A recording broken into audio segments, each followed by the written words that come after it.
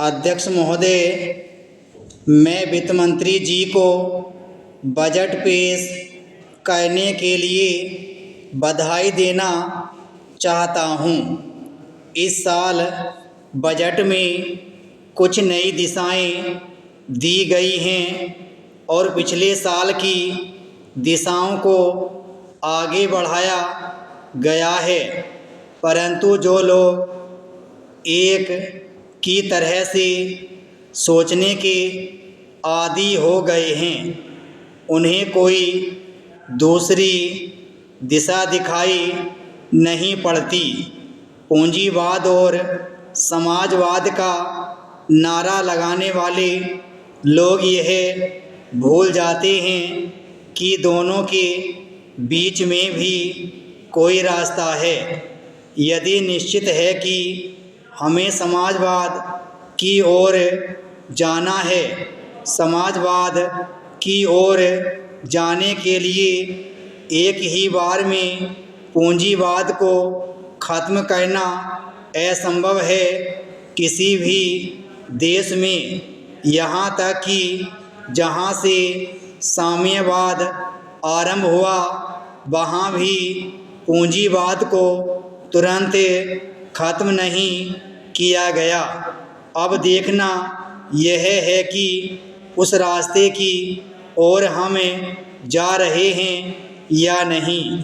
पिछले साल भी बजट में गरीबों के लिए काफ़ी धन की व्यवस्था की गई थी और इस साल भी काफ़ी धन उनकी दशा सुधारने के लिए रखा गया है। उपाध्यक्ष महोदय, इस बिल में यह भी कहा गया है कि इसके लिए एक विभाग बनेगा। इस विभाग में बहुत से अधिकारी और कर्मचारी होंगे।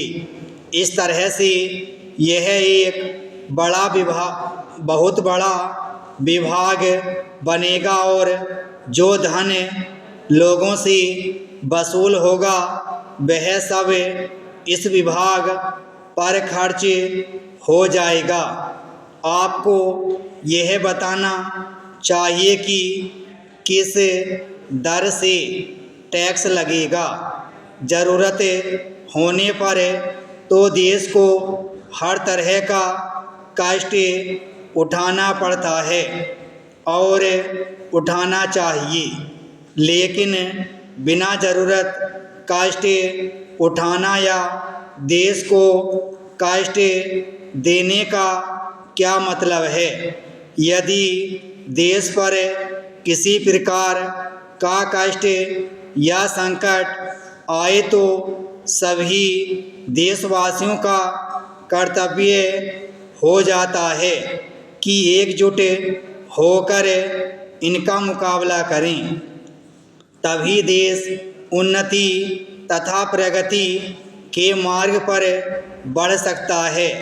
जहाँ तक रेल का इस्तेमाल करने वाले लोगों का संबंध है, उसमें ज़्यादातर लोग दूसरे दर्जे में यात्रा करते हैं और उनके बारे में रेल मंत्रालय बिल्कुल उपेक्षा कर रहा है और बराबर किराए बढ़ाए जा रहा है।